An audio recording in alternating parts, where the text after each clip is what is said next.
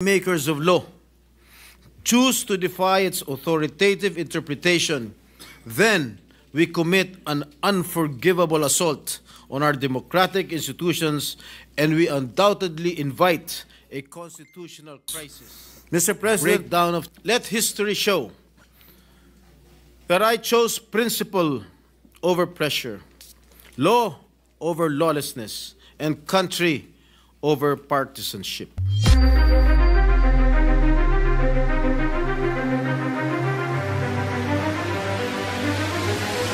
Hi mga boss, another video, another issue tayo at eto na Senator Jinggoy. Ayaw magaya si VP Sara sa kanyang ama na na-impeach noon, kaya nagpaliwanag siya tungkol dito at nakalmutan na niya na siya ay isa rin na kulong. Kaya bago magumpisa ang video, huwag kalimutan mag-like, share, and subscribe Not mga only boss. the present, but generations yet unborn, and that our actions must be anchored in constitutional fidelity and historical consciousness. With that solemn duty in mind, may I address the decision of our Supreme Court. Mr. President, the decision of the Supreme Court is very clear, that it left no doubt nor space for any other interpretation.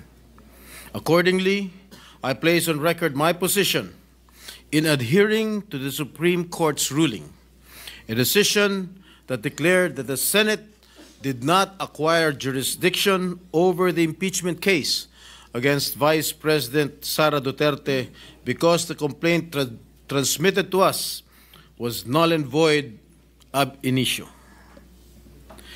Bakit natin ipinipilit ang isang bagay na malinaw na wala sa ating kapangyarihan? Nagsalita na po ang Korte Suprema.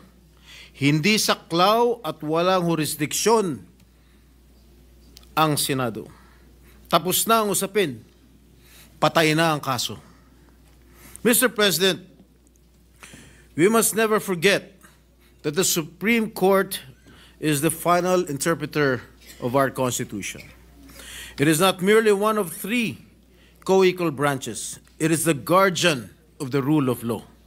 If we, the very makers of law, choose to defy its authoritative interpretation, then we commit an unforgivable assault on our democratic institutions, and we undoubtedly invite a constitutional crisis, a breakdown of checks and balances where anarchy replaces order and chaos becomes the norm. Mr. President, let us be clear. No one is above the law. Not the President, not the Vice President, not even the Senate when it sits as an impeachment court. The Constitution is not just an ordinary law. It is the supreme law of the land. And if we betray it to serve political passions or popular sentiment, then we betray the Republic itself. The Integrated Bar of the Philippines, in a statement, said that defying the High Court's ruling would, in effect, erode the very foundations of the legal order. And I agree with this, Mr. President. At the expense of sounding like a broken record, I would like to say again that the Supreme Court is the final interpreter of our Constitution. Tagapagpaliwanag ang Korte Suprema ng saligang batas. At kapag may hindi pagkakaintindihan kung paano dapat ipatupad, unawain ng batas, kabilang ang proseso ng impeachment, ang interpretasyon ng kataas-taasang hukuman ang siyang mananaig. Kaya naman, kapag nagsalita ng Korte Suprema, dapat itong igalang at sundin ng lahat. Ginoong Pangulo, batid natin na isang mahalagang mekanismo ang impeachment upang mapanagot ang pinakamatataas na opisyal ng pamahalaan na lumalabag o umaabuso sa kanilang posisyon at kapangyarihan. Sa ilalim din ng mekanismong ito ay may pagkakataon para may pagtanggol ang kanilang sarili. Kaya naman dapat na magamit at maisagawa ng tama ang proseso at masiguro na ang mga naatasan ng saligang batas na magsagawa nito, ang House of Representatives at ang Senado, ay tumupad sa kanilang tungkulin ng may integridad at walang pagmamalabis sa kapangyarihang ipinagkaloob sa kanila. Hindi na sana dapat maulit ang pagkakamaling nasaksihan natin mahigit 2 dekada na ang nakalipas sa kaso ng aking ama, si dating Pangulong Joseph Estrada. Kung inyong natatandaan, noong impeachment trial ng aking ama, pinagkaitan siya ng pagkakataon harapin ang mga paratang sa kanya dahil pinairal ang pansariling interes at hindi tumalima sa kanilang tungkulin ang mga prosecutors mula sa mababang kapulungan sapagkat nag-walk out po sila. Nakakadismaya, Ginoong Pangulo, na ganyan din ang nangyayari ngayon. Muli na naman nananaig ang pansariling interes. Matinding emosyon at inunang pamumulitika dahilan upang humantong tayo sa sitwasyong sinabi ng Korte Suprema na may malinaw na paglabag sa ating saligang batas.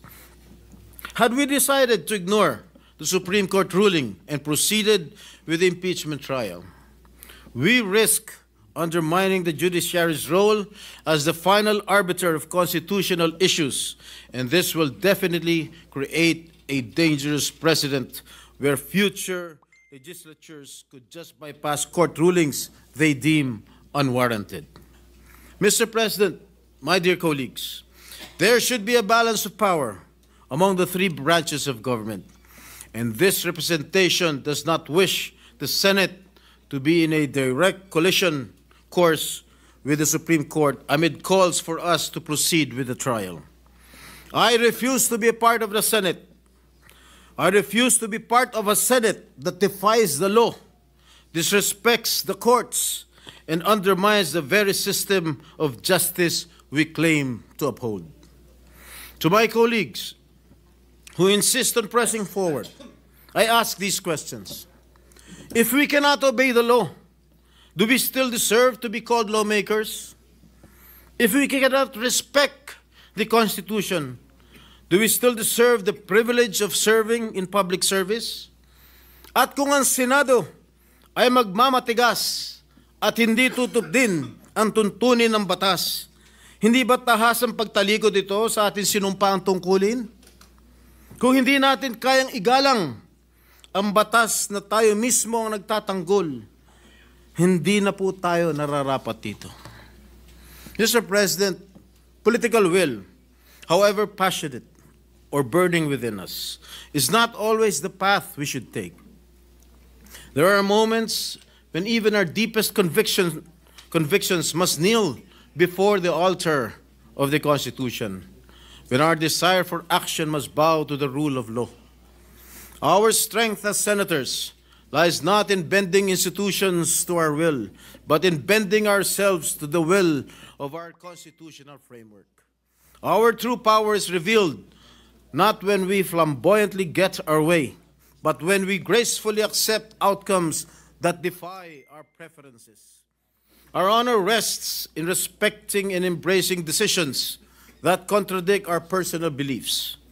And our legacy is a democracy that works, preserved by our willingness to submit to something greater than our feelings, our pride, our ego, our very selves. Mr. President, let history show that I chose principle over pressure, law over lawlessness, and country over partisanship. We are not shirking from our responsibility, but to fulfill our highest duty, to uphold the rule of law and to preserve the legitimacy of our institutions in accordance with the Constitution.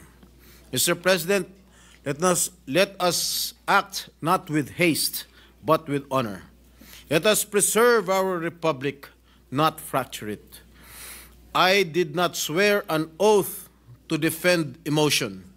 I swore an oath to defend our Constitution. Thank you, Mr. President.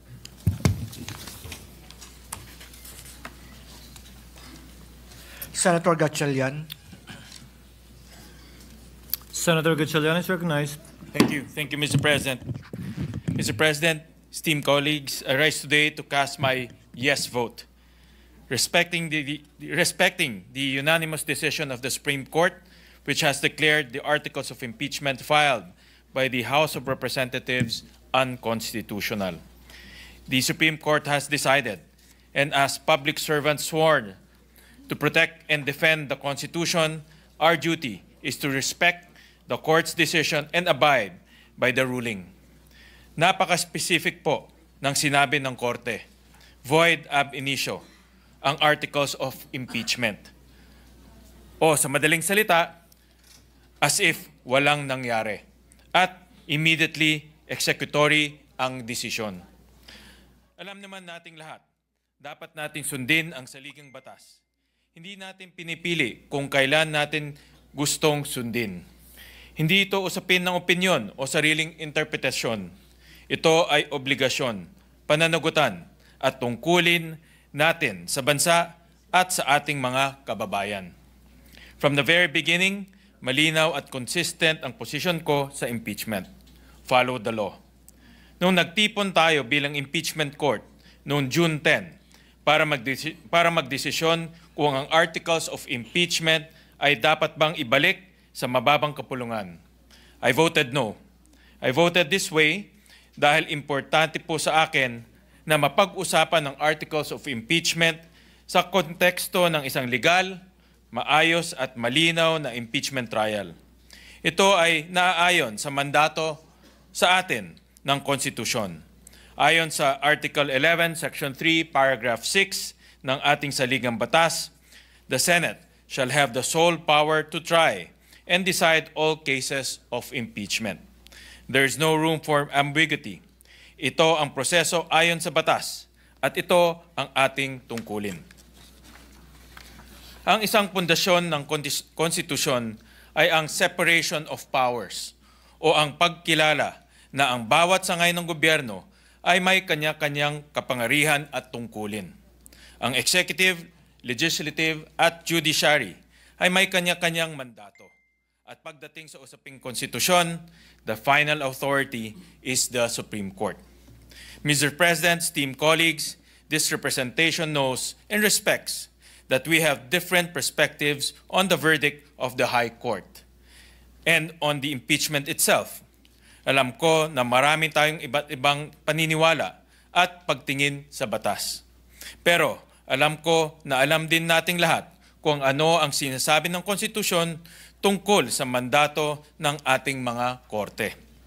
Malinaw sa Article 8, Section 1 of the Constitution na judicial power includes the duty of the courts of justice to settle actual controversies involving rights which are legally demandable and enforceable, and to determine whether or not there has been a grave abuse of discretion amounting to lack or excess of jurisdiction on any part of any branch or instrumentality of the government.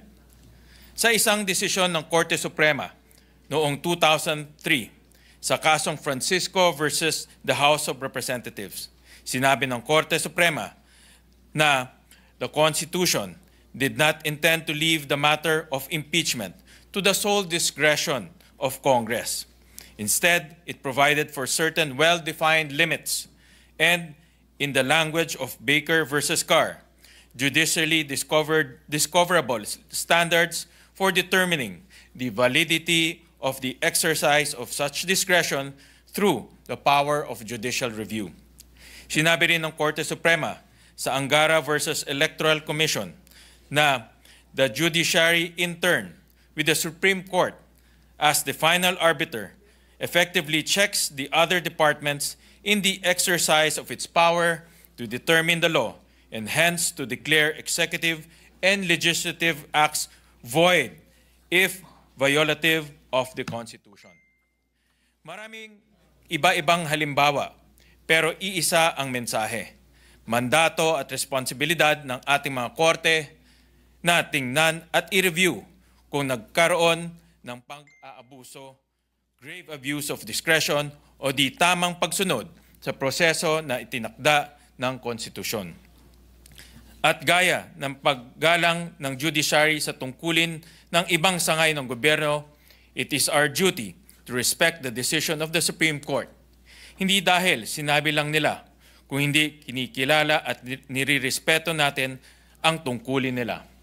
In this instance, following and protecting the process of the law means respecting the decision of the Supreme Court. Hindi ito simpleng pagsunod. We do not follow for the sake of following. Ang pagsunod sa batas at sa mga prosesong tungkol sa batas ay isa sa mga susi ng maayos na lipunan at pagbigay ng hustisya. Kapag malinaw ang ating proseso, madaling gumalaw, walang nasasayang na panahon, at mas madaling makita ang katotohanan. Law and order ensure consistency, and they preserve our way of life. Napaka-importante ng panahong ito. Ingatan at alagaan po natin ang saligang batas. It is not just any document or an ordinary set of rules. It is an expression of our collective vision